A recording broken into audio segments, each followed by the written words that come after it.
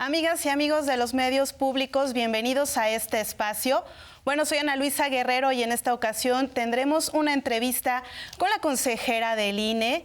Ella es Norma de la Cruz Magaña. Y bueno, me encuentro en este momento con otros compañeros directores de noticias de los medios públicos de información. Se encuentra con nosotros Azul Alzaga, directora de noticias de Capital 21. Consejera y todos, muy buenas tardes y audiencia también. Se encuentra con nosotros también Elia Baltazar, directora del Sistema Nacional de Noticias del IMER. ¿Qué tal, Elia? ¿Qué tal? Muy buenas tardes a todos. Gracias por la invitación. Además, contamos con la presencia de Óscar Camacho, director de noticias de Canal 11. Muy buenas tardes. Bueno, pues, consejera, bienvenida a este espacio de los medios públicos. En semanas recientes, en la opinión pública, se ha hablado mucho de la defensa de la democracia en espacios de comunicación, en redes sociales. Se dice que está en riesgo la democracia con las recientes reformas en materia electoral que se aprobaron, en noviembre pasado. La idea es que abramos el debate a esta discusión y que pongamos sobre la mesa la importancia de decir la información tal cual es. Sí, bueno, cuando hablamos de si la democracia está en riesgo, yo creo que eso es una afirmación que hasta ofende al trabajo ciudadano que nos ha llevado más de 30 años ir consolidando nuestro proceso democrático, y también nos habla de alguien que no entiende. O sea, nuestro sistema electoral no está sujeto por alfileres que esté tan frágil que si cambias algunos artículos de la ley electoral, quiere decir que se te va a caer, ¿no? Yo creo que eso es una exageración. Nuestra democracia no está en riesgo. Ahora, también tenemos que esperar, porque aunque bien hemos platicado mucho de la minuta de los posibles cambios que van a hacer, hasta que una vez que estén publicados lo sabremos. Entonces, decir que nuestra democracia pende de alfileres, cuando nos ha llevado varias décadas de construir un andamio legal que nos permite tener elecciones confiables, transparentes y sobre todo elecciones donde quien cuenta los votos es la ciudadanía, la mayor autoridad electoral. El día de la jornada electoral son los ciudadanos. Entonces, decir que por cambiar estos artículos está la democracia en peligro, me parece que es una exageración. ¿Qué te parece, consejera y compañeros periodistas, que pongamos en contexto el tema? Recordemos que el año pasado el presidente López Obrador envió una iniciativa de reforma constitucional en materia electoral, la cual pues fue rechazada por la mayoría en la Cámara de Diputados y pues por ende también en el Senado de la República. Fue un freno a esta modificación. Posteriormente, generó debate en el ámbito público, en redes sociales, en la opinión. Y después se plantea un segundo escenario, modificar las leyes secundarias, 6 leyes en materia electoral que fueron aprobadas. Y con este escenario es el que vivimos hoy y a partir del cual, pues escuchamos voces que, como bien tú lo dices, claman de que la democracia estaría en riesgo con este nuevo marco legal. Y muy claramente lo estás diciendo, la democracia no está pendiendo de alfileres y no está en riesgo, como se ha dicho, por parte de algunas voces en materia electoral, voces calificadas en algunos momentos, digamos, por los cargos que están ocupando, en que están en riesgo incluso la ejecución de los comicios de este año y del próximo año, que se dice serán las elecciones más grandes de nuestro país. Eso sería exagerarlo un tanto, porque incluso, de estas 6 leyes, solo 2 se han publicado, ¿no? Que es la de comunicación social y la de los funcionarios públicos. Las otras 4 están pendientes de publicar. Y en esta idea de pensar que se dejan de organizar procesos porque cambias un articulado, sobre todo porque tenemos ya un andamiaje sólido, ¿no? Decir que si bien, es cierto, esta propuesta de reforma que nos cambia algún articulado y que nos obliga a replantear, si bien hay cosas que se pueden mejorar, por supuesto, toda y que además es otra cosa, nuestro sistema electoral ha sido muy dinámico. ha evolucionado. Hemos tenido varias reformas. Ustedes recordarán cuando estaban, si cambiamos del INE y del IFE al INE, había incluso cuando vemos las posiciones de mucha gente en esa reforma y ahora ves las posiciones de estas reformas, parecería que hablamos de gente distinta. O sea, si bien el debate sobre cómo se da es importante, lo que no tenemos que perder de vista es el papel de la autoridad electoral, que debe ser completamente imparcial, neutral, y tenemos que seguir dando las garantías, que nos ha llevado mucho construir. Porque esta no es solo una construcción de los partidos, es una construcción de la ciudadanía. Y entonces eso nos va a llevar, uno, a revisar qué estamos haciendo, qué estamos diciendo. Lamentablemente el nivel de debate ha estado muy crispado, hay como estas emociones fuertes, enojo, en fin, ¿no? que se están expresando, y de repente eso puede nublar un poco el análisis serio que sí tenemos que hacer. Porque, y bueno, aquí tenemos un ejemplo, el de la Ciudad de México. Hace unos meses hubo una reforma electoral en la Ciudad de México que muchos no están de acuerdo y se impugnó, pero el OPLE de la Ciudad de México siguió su camino legal, pero no dejó de implementar la reforma. O sea, esta cosa de decir de que o lo impugnamos o la implementamos, tampoco es así, ¿no? O sea, se pueden seguir estos caminos paralelos y ya lo tenemos aquí en la Ciudad de México. Sí, que se han dado una serie de sentencias que han tenido que corregir algunas de las decisiones que se tomó a nivel local, por el Congreso local, es cierto, pero también hubo otras que fueron ya, que los tribunales dieron por buenas. Y entre esas está, por ejemplo, que sí el Congreso te puede decir cómo organizas al interior, ¿no? Como en el caso del OPLE, que les dice cuántas comisiones. Ahora, esta reforma, el ALEGIPE, con el articulado que se está cambiando, también habla de que se tiene que revisar la estructura.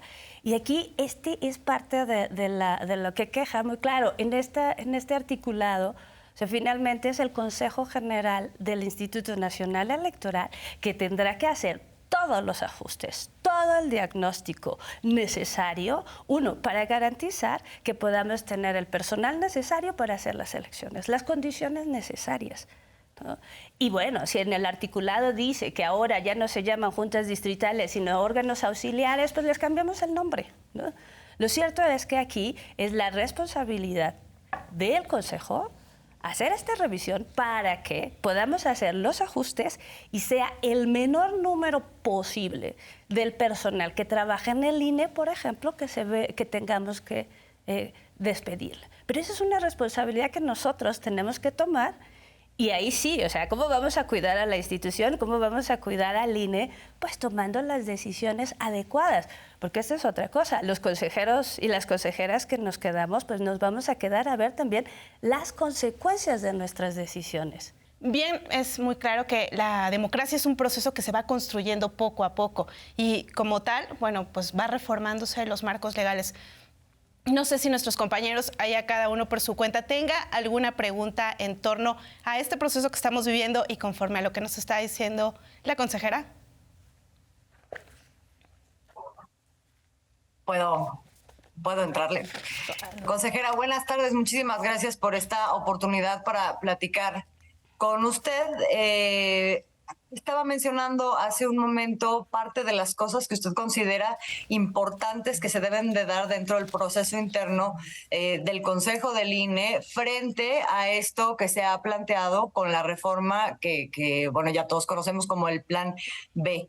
¿Cómo se vive al interior de este Consejo el ánimo? Conocemos, digamos, lo conocemos a partir de declaraciones que se dan en medios de comunicación, mucho a partir particularmente de dos consejeros, pero hay cosas que escuchamos en este momento que, digamos, abren un poquito más la mirada sobre lo que pudiera ocurrir al interior de esa propia discusión frente al proceso que necesariamente se tendría que dar. ¿Qué nos diría de ese proceso interno y de cómo se está dando esa discusión al interior del INE? Pues mira, este Consejo General, este en particular, es el consejo más diverso que se ha tenido. Entonces, somos 11.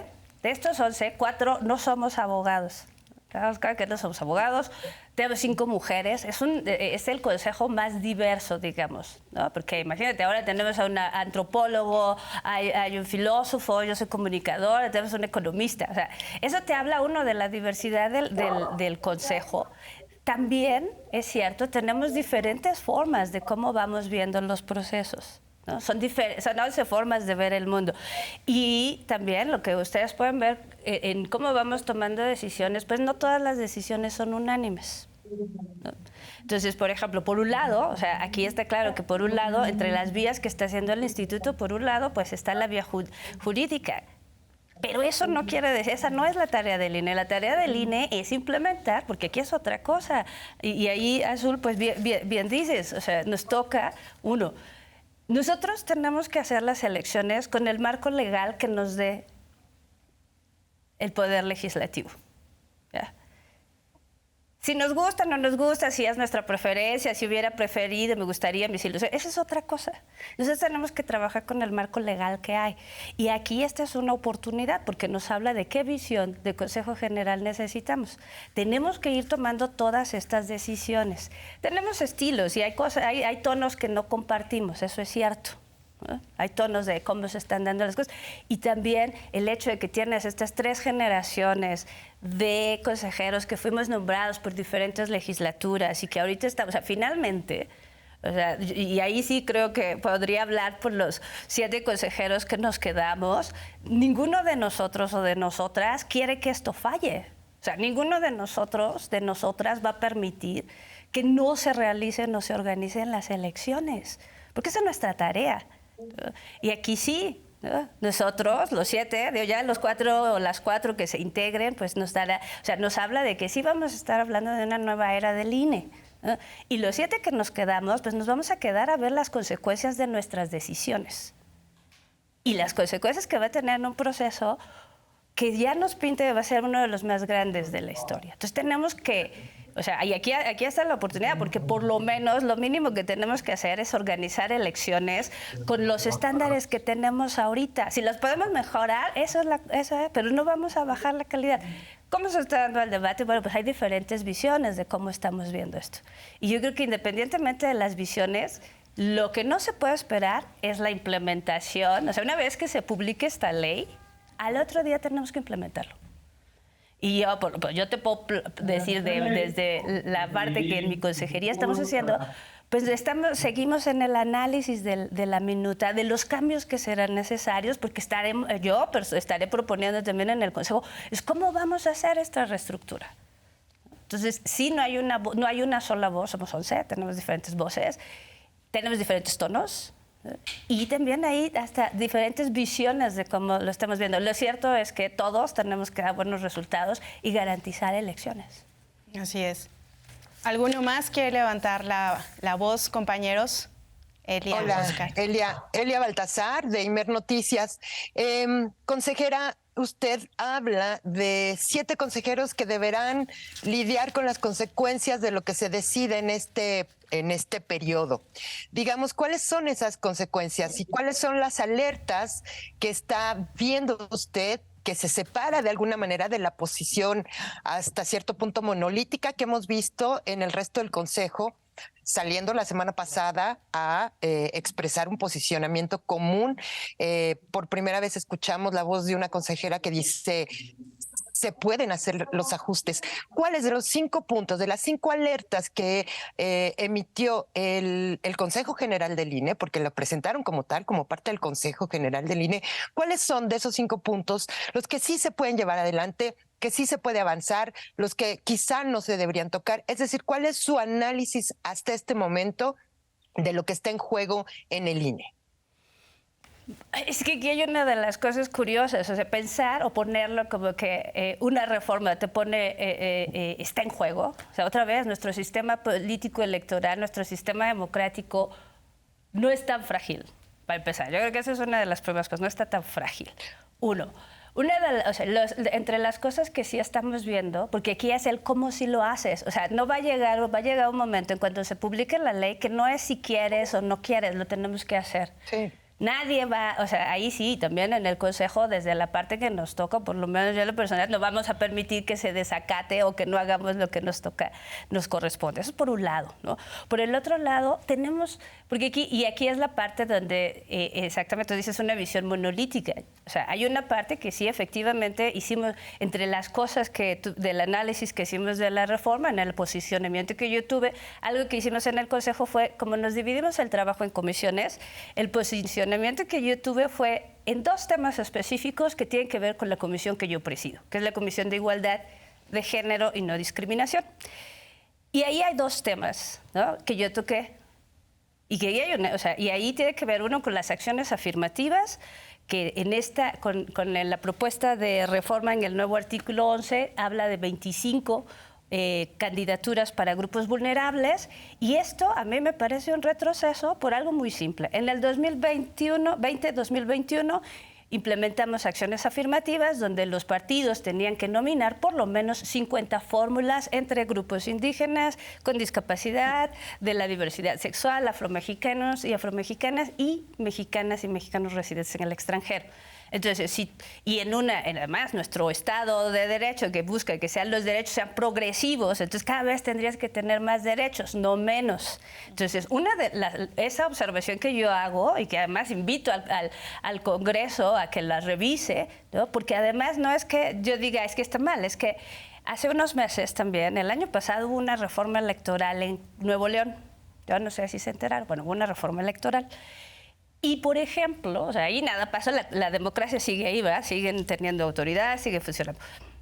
Y uno de los artículos que incluía esta reforma, también hicieron una acción de grupos vulnerables, ¿no?, una acción afirmativa de grupos vulnerables, pero no los consultaron. Y entonces el tribunal, y ya esa parte, ese artículo se removió. Entonces, esa es una de las observaciones que yo hice a esta reforma. La segunda tiene que ver por un lado menciona, y me refería a la posible desaparición de la unidad técnica de género y no discriminación que tenemos en el INE. Parte del mandato también de la institución es que tenemos que incorporar la perspectiva de género en todo lo que hacemos, transversalizarla. En la reforma hay una parte donde menciona la unidad, pero a la hora de decir que y en otra parte ya no, parece que ya no está. Entonces ahí hay una de estas cosas que nos queda incertidumbre. Y también como experiencia, en la reforma de la Ciudad de México también hablaban de la desaparición de lo que en la Ciudad de México se llama Unidad de Género y Derechos Humanos, y el tribunal echó esa parte abajo, ¿no? Entonces, esa fue parte del posicionamiento que yo hice desde los temas que cubro.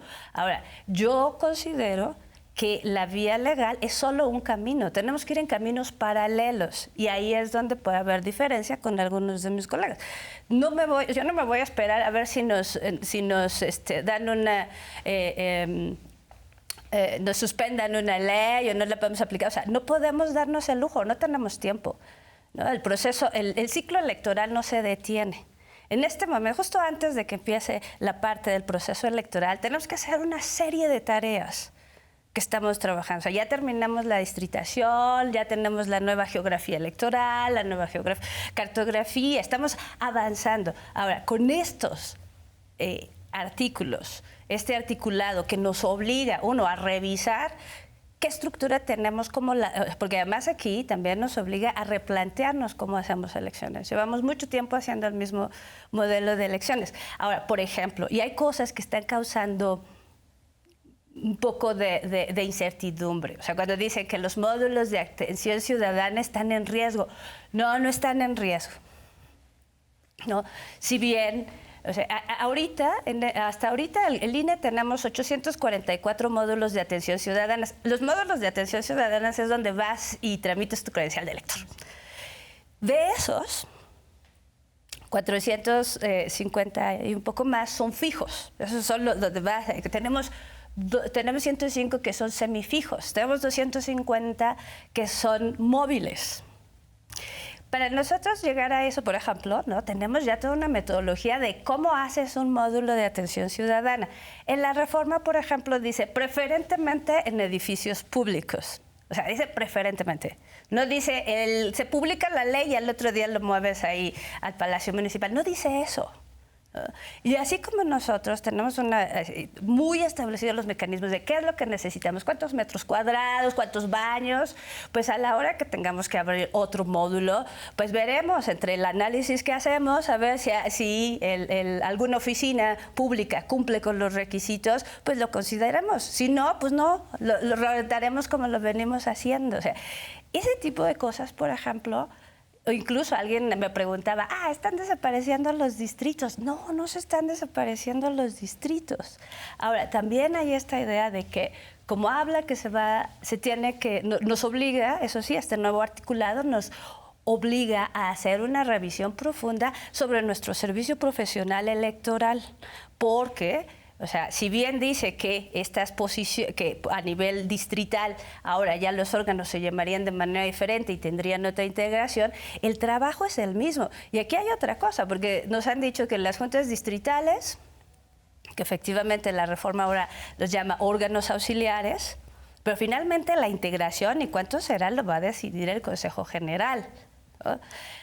En este momento nuestras juntas ejecutivas distritales, o sea, esta idea de pensar que solo son 5 personas haciendo todo el trabajo no es preciso. O sea, tenemos entre 30 y 70 personas, dependiendo del tamaño del distrito.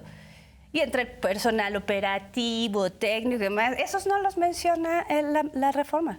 O sea, tampoco es que vas a desaparecer todas las plazas. La misma reforma hay cosas que no cambian.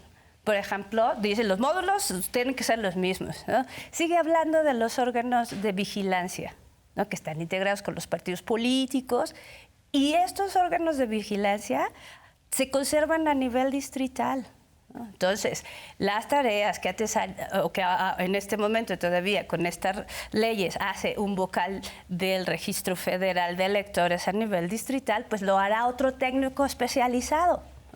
O sea, eso es parte de un poco las diferencias de cómo estamos viendo, porque aquí es cómo sí lo hacemos, no es una opción.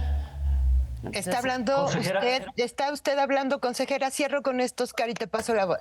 Está hablando de recursos y de burocracia electoral, ¿cierto? Pues mira, no solo de burocracia ni de recursos, o sea, sí tenemos que hacer toda porque esto también nos los está mandando en los transitorios la reforma de todos estos articulados a estas leyes. O sea, nos obliga a hacer un diagnóstico de cuál es tu rama administrativa. Por ejemplo, eso es otra de las cosas. En un lado parece que sí la tenemos y en el otro parece que no. ¿Qué interpretación vamos a hacer en el Consejo General? Pues la que nos garantice que podamos cumplir con nuestras tareas. Entonces haremos o sea, finalmente sí tenemos que mantener esta reforma. La idea, y también yo creo que se saltan a conclusiones de que si hacemos esto vamos a ahorrar dinero. Eso todavía no lo sabemos. O sea, no lo sabemos. Igual y con esta nueva estructura nos sale más caro. No lo sabemos. Por eso necesitamos tener esta claridad una vez que se publique la ley y poder también explicar que las tareas del instituto siguen. O sea, pensar que el instituto, a partir de que se publique, solo va a estar litigando, es un error. Eso no va a pasar. El trabajo del instituto continúa con este marco electoral o con el que nos den. Consejera, muy buenas tardes. Yo le agradezco mucho esta oportunidad porque la verdad que hasta el momento las únicas voces que se han escuchado del Consejo General del IFE son las de Lorenzo Córdoba y la de Ciro Murayama.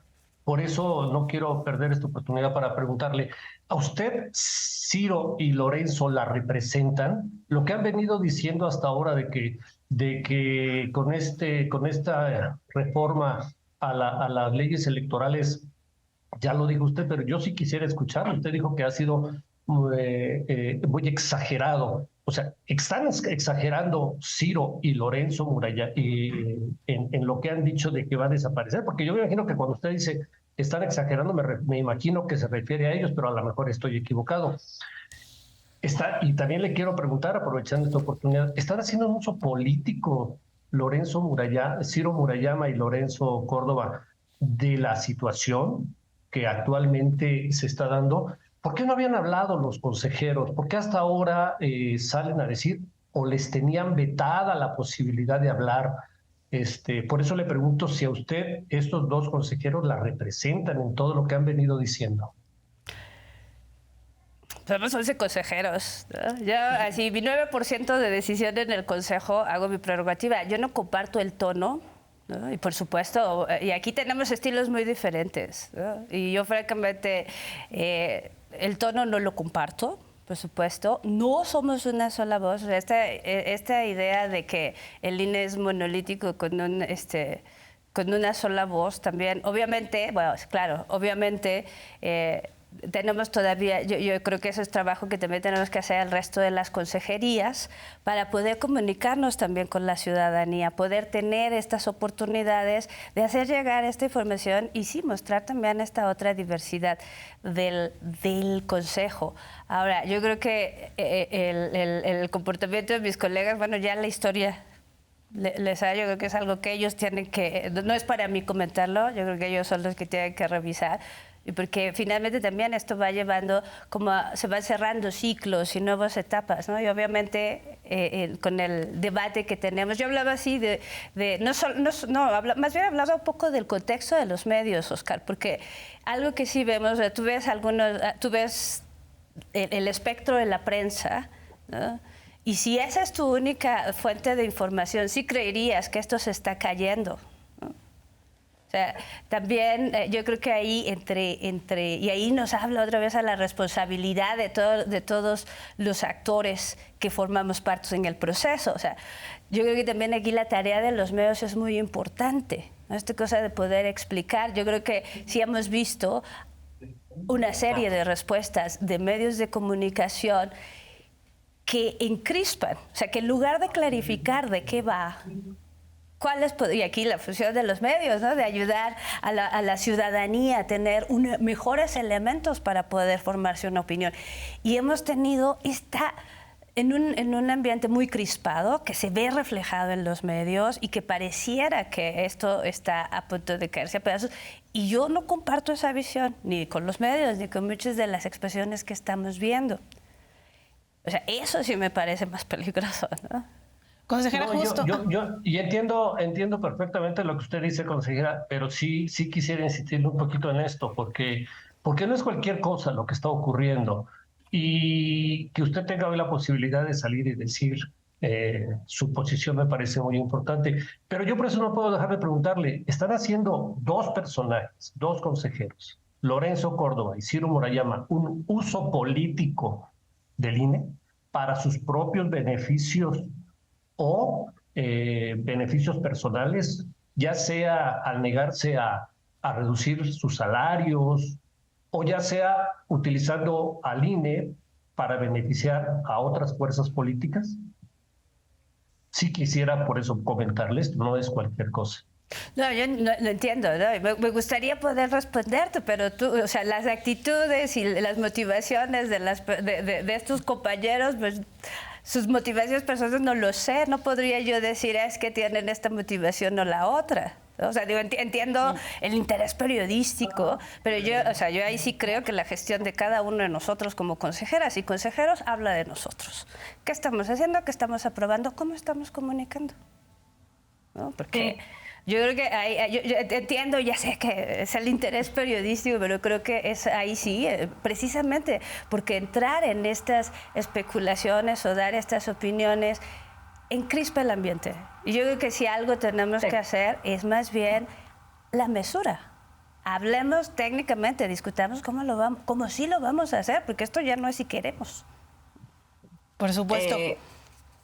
Adelante, Azul. Sí, nada más.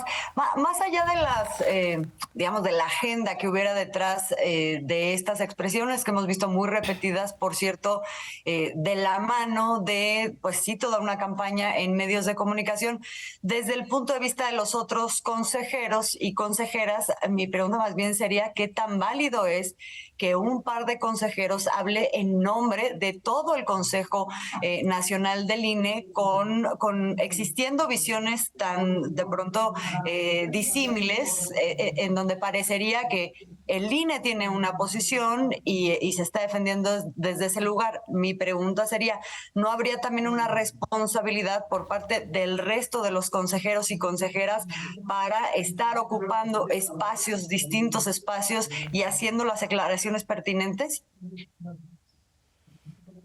Sí, es que aquí yo creo que también, aquí esa es una de las ventanas de oportunidad que también este nuevo articulado con la LEGIPE nos va a dar. Porque nos habla de una reestructuración, de una reorganización. O sea, esta organización, como ahorita de división de trabajo que tenemos en el Consejo, con la nueva reforma va a cambiar.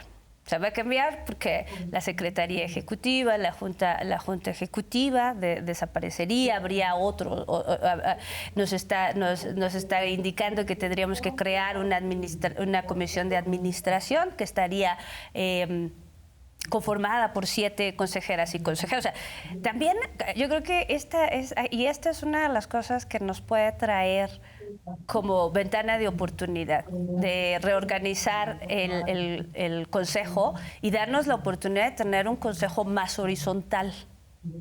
O sea, eso sí es algo que necesitamos tener, un Consejo más horizontal. Yo creo que también parte de esto, si vemos el desarrollo de nuestras instituciones, bueno, o sea, venimos de un sistema presidencialista, no lo olvidemos. Entonces, si tú ves muchos de cómo se fueron diseñando estas instituciones al principio, ¿no? Y cómo han ido evolucionando, pues también nos habla, es esta una buena ventana de oportunidad para tener un consejo más horizontal. Yo creo que también esto nos habla, y sí tienes razón, que si tenemos responsabilidad, pues sí, y eso es lo que estamos tratando de compartir, ¿no? O sea, no es una sola voz, tenemos visiones distintas. A ver, eso no quiere decir ni que estén confrontadas, ni que esté conmigo, no. O sea, es parte de la construcción que tenemos que estar haciendo, sobre todo nosotros, como órgano máximo de decisión, ¿no? Porque aquí no solo estamos hablando de la organización de los procesos electorales, estamos hablando de garantizar la gobernabilidad, estamos hablando de garantizar la paz. Entonces, lo que sí pone en peligro es estas reacciones de decir, ahí viene el lobo, ¿no? Porque causa confusión. Justo es eso, consejera. El discurso que ha habido en torno al tema en las últimas semanas, y ya lo veíamos recientemente por parte de estos 2 consejeros, es incluso poner un poco de miedo entre la ciudadanía. Y bien lo dices, es momento de que llamemos a la mesura, a que se digan las cosas claras. Ya estás delineando un poquito cómo es que, pese a este nuevo marco, o en medio de este marco legal que ya estableció la Cámara de Diputados y que a reserva de que se publiquen las otras 4 leyes que están a punto, pues, de hacer valer ya válida esta reforma, bueno, es darle la garantía a la sociedad de que se va a garantizar la ejecución de los procesos electorales.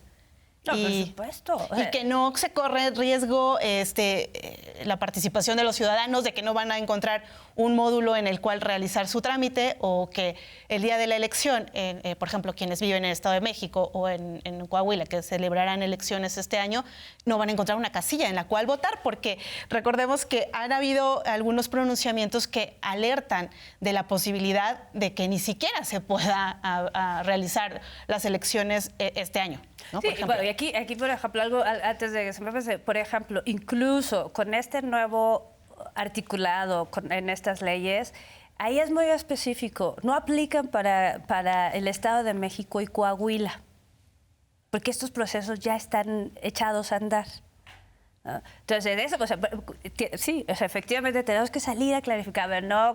Los procesos de gobernatura en el Estado de México y en Coahuila se organizan con la legislación vigente. Estos cambios todavía no aplicarían. O sea, eso por un lado. Ahora, también cuando estamos, de repente también había esta idea de que si la lista, no sé, o sea, tenemos como varios temas, que hay varios temas que hay que explicar, ¿no? O sea, también que si nos dicen que la lista de electores está en riesgo, pues es que la reforma, ninguno de los artículos habla sobre la lista nominal nacional. La mención que hace es para los mexicanos residentes en el extranjero. Y hasta ahí podemos tener una interpretación distinta. Porque, a ver, la Constitución es muy clara. Tú para votar necesitas 2 cosas. Está en la lista nominal y tener credencial de elector. Si bien en esta reforma hay una propuesta que las y los mexicanos residentes en el extranjero puedan identificarse con su pasaporte o con su matrícula consular, pues Pero aquí también es ¿cómo lo haríamos? O sea, como lo entiendo es que entonces la Secretaría de Relaciones Exteriores nos tendría que dar su base de datos de biométricos en línea, así como cuando usted va al banco, enseña su credencial, se los validan, pues tendríamos que estar haciendo ese proceso. O sea, pero eso lo veo yo así, no que le tenemos que dar el padrón a la Secretaría de Relaciones Exteriores, eso no está absurdo. O sea, el padrón lo maneja el INE. Si vamos a utilizar estas formas, pero además aquí solo habla para los y las mexicanas en el extranjero. O sea, no es que todo el padrón se va a caer a pedacitos, no. O sea, está hablando específicamente de estos y está hablando, ¿no? Porque recordemos que puedes tú en cualquiera de los consulados, de los 150 que hay en el mundo, tú puedes tramitar tu credencial de elector ahí. Entonces, y esto solo aplicaría para la elaboración de la lista nominal de las y los mexicanos residentes en el extranjero. Entonces, no, por ejemplo, eso no aplica aquí. O sea, no es que ya se van a cambiar los requisitos, no. Entonces, y así tenemos que dar el tiempo para ir explicando cada uno de los temas y poder decirle, o sea, también nos dicen, es que ya no va a haber funcionarios de casilla. Bueno, aquí hay una cosa que si bien ya no les llamaremos vocales de capacitación, les llamaremos auxiliares de capacitación. Otra cosa, otro nombre, alguien va a tener que hacer la capacitación, ¿no? ¿Quién hace y también vamos una vez más a hacer este llamado a la ciudadanía que participe como supervisor electoral, como capacitador electoral. Vamos a tener a los miles de personas ahorita que ya a partir de la próxima semana van a empezar a visitar en el Estado de México y Coahuila para invitarlas a ser funcionarias de casilla. Porque aquí eso es otra cosa, se nos olvida. ¿Qué hacen las elecciones? O sea, por un lado, la autoridad administrativa, porque lo que nosotros hacemos es administrar las elecciones, ¿no? Tienes el Poder Judicial, tienes los partidos, ¿no? Que por supuesto tienen que cumplir sus leyes, etc. Y esa es la ciudadanía. Y aquí la ciudadanía no solo se vuelve, o sea, tú estás hablando que, por ejemplo, en el 2018, hablamos de esta elección del 2018, y yo creo que también nos habla del grado de madurez de ciudadana que va alcanzando nuestra población. Porque, o sea, sí, fue una elección muy competida. Tuvimos, o sea, cerca de 50,000 CAEs y supervisores electorales, casi 2 millones de funcionarios y funcionarias de casilla que fueron a contar los votos, ¿no? Y que la ciudadanía tomó una decisión y se vio en las urnas. Y luego podemos verlo en el 2023. Aún con la pandemia, la ciudadanía hizo su decisión y ahí está la composición del Congreso, de los gobiernos locales. Entonces, esta idea de pensar que puedes fácilmente, o sea, es hasta la idea de creer que la ciudadanía mexicana, que la puedes infantilizar. Que es la cosa, ¿no? O sea, los tratas como niños, ¿no? Así, te digo cualquier cosa, ya no se puede abortar.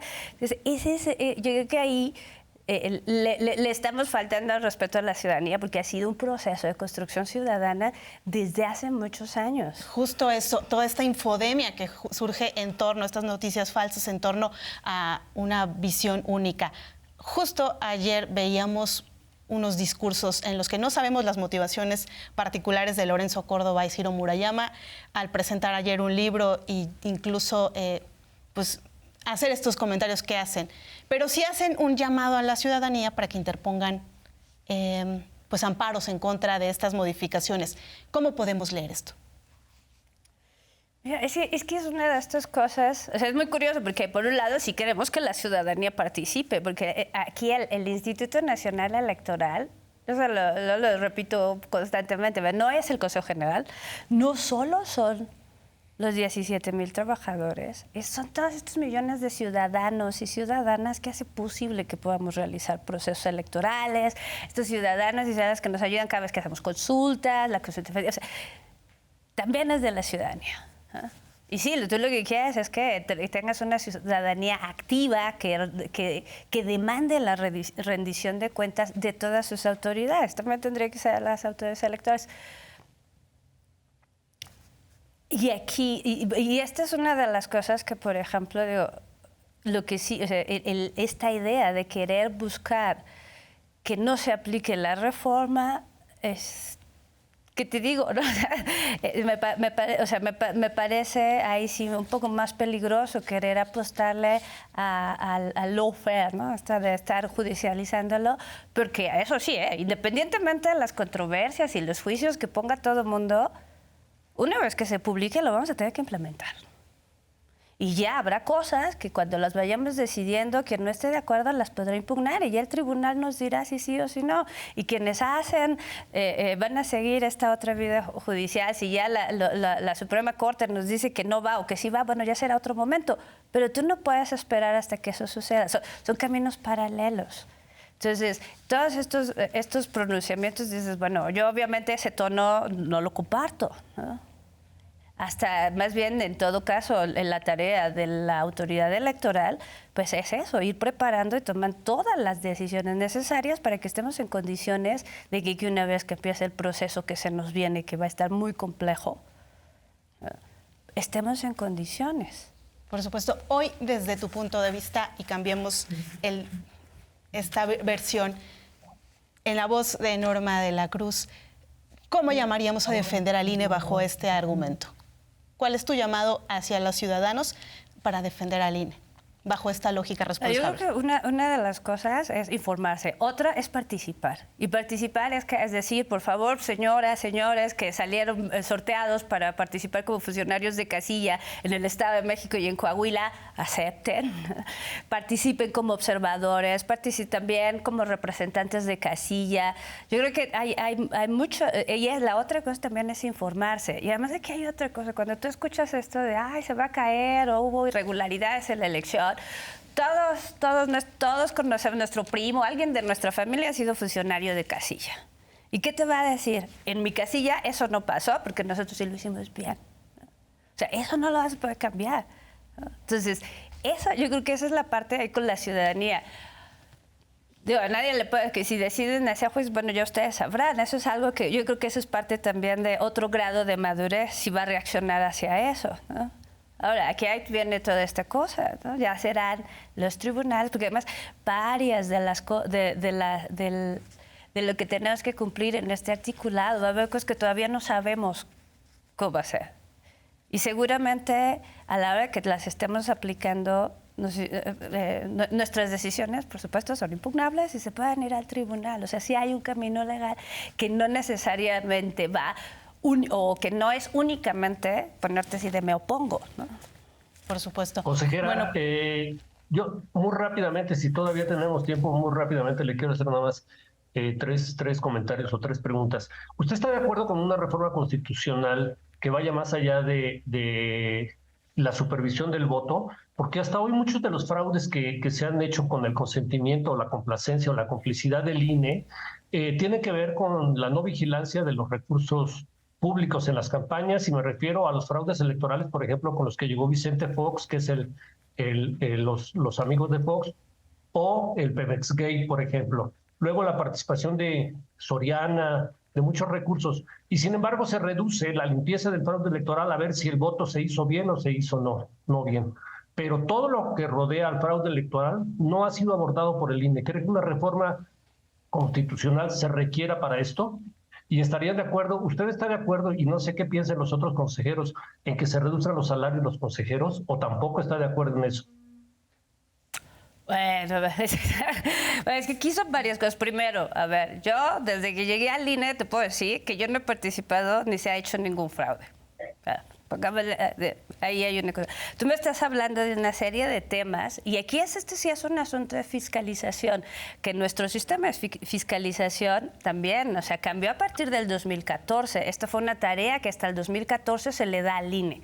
Antes lo hacían los organismos públicos locales. Es cierto, pero aquí me dices, ¿qué tiene que hacer el INE para que no haya dinero ilegal en las campañas? ¿Qué tienen que hacer los partidos para que no haya dinero ilegal en sus campañas? ¿Qué tienen que hacer los partidos para blindar que sus finanzas sean transparentes, pulcras? ¿Qué tienen que hacer los partidos para que sus candidatos no sufran sobornos o opresión por el crimen organizado? O sea, yo creo que aquí hay varios que tenemos que ir tomando nuestras tareas. el marco de fiscalización que tenemos es producto de las reformas. Ahora, tú que me dices, si una reforma, yo creo que se perdió la oportunidad. Yo sí creo que es necesaria una reforma a fondo, constitucional, a fondo. Porque aquí hay o sea, nosotros seguimos, o sea, hay cosas, elementos de nuestros procesos electorales que son un poquito arcaicos, digamos, ¿no? Pues el INE no es intocable. No, yo creo que yo creo que nadie es intocable. O sea, tenemos un sistema de fiscalización que puede ser perfectible, sí. Y además aquí es una de estas cosas. ¿Cuántos años llevan por ejemplo, los partidos políticos recibiendo financiamiento público? ¿Cuántos años? ¿30? O sea, ya era para que nos dieran cuentas transparentes. O sea, esta idea de que tienes que tener, o sea, esta idea de, ay, bueno, ya sé las reglas, pero me las salto a ver si me atrapas y me pones una multa, y luego te digo que no haces la suficiente. Entonces, yo creo que aquí también hay una cuestión de responsabilidad que los partidos tienen que tomar. Porque eso no es dinero de los partidos, y peor si están utilizando recursos ilegales. Porque ahí tú tienes también aquí en nuestro sistema electoral, no lo hemos aplicado, tenemos una cláusula de que puedes anular las elecciones si se rebasa el tope de campaña. Entonces, ¿que pueda perfeccionarse? Claro que sí. Claro que sí. O sea, porque obviamente lo que estamos viendo es que aunque vayamos avanzando, siempre van a encontrar una manera de darle la vuelta. Y justo es esa necesidad de que vayan pues transmutando estos marcos legales en función de las necesidades democráticas del país. Bueno, a reserva de que tengan un comentario final, mi querida Azul y Elia, bueno, pues te agradecemos. Compañeras, ¿tienen algún comentario final? Yo solo quiero preguntarle a la consejera, por último, ¿cómo juega el tiempo en todo este tema? ¿Con qué plazos, con qué tiempos estamos mirando estos cambios electorales, lo que será o no será? ¿Cómo juegan los plazos electorales? Además, los tiempos de la Corte, los tiempos del propio INE y los tiempos del Congreso, porque se mezclan ahí distintos relojes, consejera. Sí, bueno, primero aquí tenemos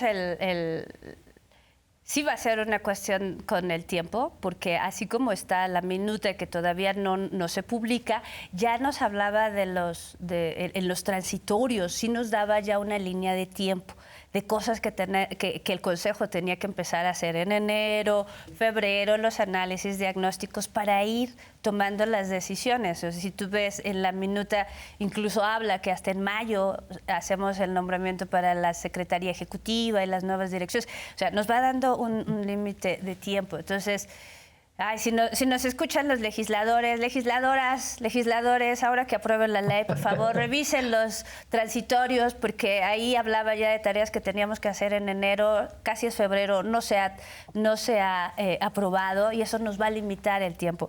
Y también aquí tiene que ver con, y sí nos cambia el calendario electoral, porque la ley ahorita dice que el proceso electoral empieza la primera semana de septiembre.